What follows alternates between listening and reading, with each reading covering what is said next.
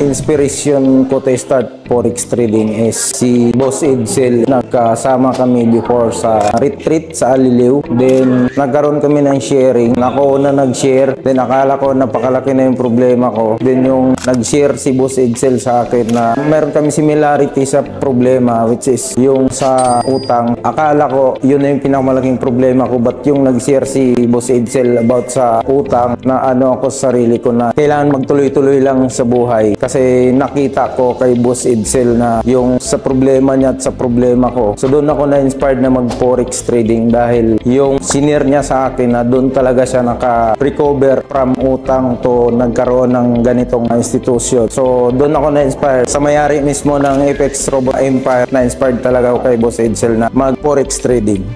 Nag-trading na ako before ng Forex. Nakita ko lang siya sa internet. Then, nag-try ako ng $100. Then, na-experience ko dun is biglang naubos lang yung $100 without knowing na ano. Then, yun, na-introduce nga ni Boss Edsel yung Forex trading. So, doon ako nabuhayan ulit na mag-engage sa Forex trading. At nakita ko yung potential na mas malaki yung potential ng income sa Forex trading pag pinag-aralan mo siya ng mabuti at meron kang community na gaya nito. At may mga mentor na magtuturo na kagaya kay Boss Edsel. Before nag-expect ako ng forex trading is maganda talaga siya, but hindi ko nga alam kung paano yung proper execution ng trading ng forex. So nasunog ako. Then ngayon confident na ako na mag-continue sa forex trading dahil sa Apex Robot Empire. And aware naman ako na pag pumasok tayo sa ganitong industry is meron talagang win or loss na time. And actually nung mga nakaraang buwan is nasunog yung account ko. Yun yung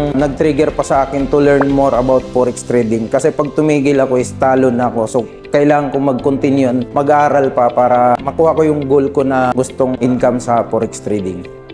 Nung una, nung nag-start ako dito sa Apex Robot, na-overwhelm ako. Then, doon sa overwhelm ko na yon is nakapag-desisyon ako ng mga medyo malayo doon sa goal ko. Actually, yung nag-start ako sa Apex Robot Empire is nag-fund pa ako ng ibang tao dahil pinasok ko sa economy. Then, akala ko mag-working strategy ko na yon, but di siya nag-work. Oh, no!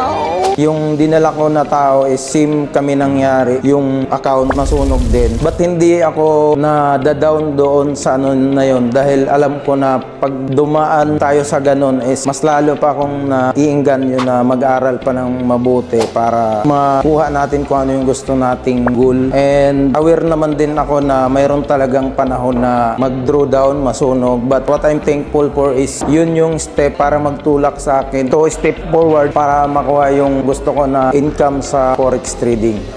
Yung nalaman ko talaga yung kung anong ibig sabihin ng margin, yung leverage. Kasi hindi ko talaga alam yun. Yung alam mo yung trade ka ng trade pero hindi mo alam kung ano yung nangyayari doon. Sobrang masaya, kinakabahan kasi alam ko na marami akong matututunan sa 3 days na ito. Sobra. Alam ko na mas mahirap pero gusto ko siyang aralin. Kaya ayun, okay lang naman.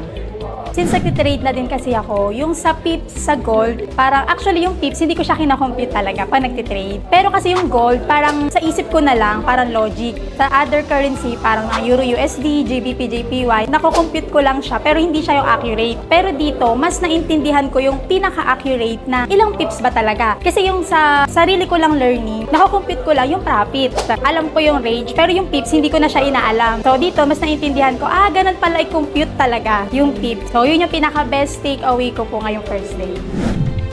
Pinaka na-enjoy ko sa experience ko dito sa Learning Hub is nagkaroon ng face-to-face na mentor, which is kasi kapag nagsi-self-study ka, minsan wala kang direksyon. So, hindi mo alam yung, yung pagkasunod-sunod na aaralin mo. Pero dito, kumbaga, sila na yung nagpo-provide. Tapos, kumbaga, ikaw, kailangan mo na lang talagang i-digest. Diba? Iintindihin mo na lang siya, uunawain mo talaga siya. And then, nagkakaroon ka din ng parang ginaganahan ka matuto. Kasi somehow, meron kang classmates eh. So, parang partly competition, pero hindi siya competition. Yung value ng ituturo sa'yo is kailangan mo talagang unawain. Especially yun nga na may mga mentors na nagtuturo.